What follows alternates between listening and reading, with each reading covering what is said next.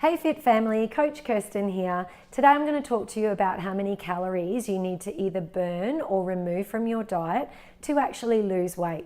Now, first I just want to let you know that even if you're on a low calorie diet, if all of your food comes from packaged foods, from factories, not from natural whole foods out of the ground or off a tree, then even if your calories are low, internally your gut and your body is not going to be functioning properly. And although you may have short-term weight loss, it's not going to stay off in the long term, and in fact you will probably gain weight because your body is just not functioning at its optimum.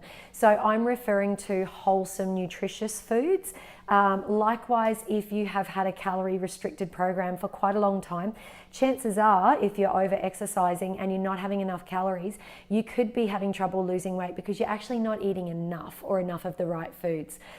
If we were eating good quality whole foods, then generally the science and the numbers is that you need to burn off or remove 3,500 calories in 1 week to lose on average half a kilo a week. So how do we do that? We've got two options.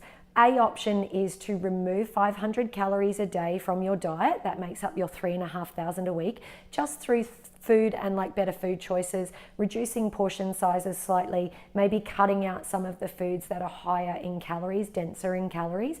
Or the alternative is if you currently eat fairly well, but you're having trouble achieving your goals, maybe you need to move your body more. And so if you can burn 500 calories through really good quality, vigorous quality training each day, then at the end of a week, you would have burned 3,500 calories, and that should on average help you to lose about half a kilo a week.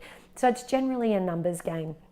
Now, what's 500 calories? Okay, so in terms of food, if you drink a lot of coffee, one milky coffee, a decent size sort of milky coffee, 250 to 300 calories, cappuccino, latte, that type of thing. If you have multiple coffees a day, the number one way that you can help to reduce your calories is cut down on your coffee intake.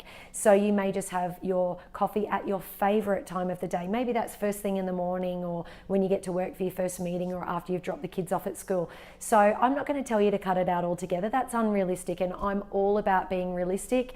I don't call any of the things that I'm recommending diets. You're going to make lifestyle changes that are going to help you get to your goal and stay at your goal for the majority of your life and live a really healthy lifestyle. So if morning coffee is your favorite coffee of the day, then you can keep that one. But for the other hot drinks that you would normally have, maybe you could substitute for tea or for herbal tea, or maybe a long black, or you could have a long black with a dash of milk in the top. That's only going to have about 20 calories instead of maybe 250 to 300. If you have the supersized coffees from Starbucks, you're probably looking at up to 500 calories in those. So if you were to cut back on your coffee, if you drink multiples a day, you can probably remove your 500 calories just in your coffee consumption before you even look at your food. So that's a very practical tip. Otherwise, reducing portion sizes and other things that we can delve into some other videos. Now, if you're going to burn your 500 extra calories, that is going to be the equivalent of a sort of 45-minute to 1 hour RPM or spin class. And if you're in there, and I don't mean just sitting on that bike, just cruising along, getting a little bit puffed here and there, proper quality interval training. So if you're really quite breathless for the majority of that class in portions, so heart rate goes up, heart rate comes down, up, down, and you're pretty knackered by the end of it, you're probably going to burn around 500 calories in a class like that. If you were to lift a really decent amount of weight, circuit training for an hour, a good quality, decent weight in a pump class where you're getting your heart rate up, lots of repetitions, anything where you're uncomfortable for an extended period of time, 45 minutes to an hour is going to do that for you. Running will do it, interval training with running will do it.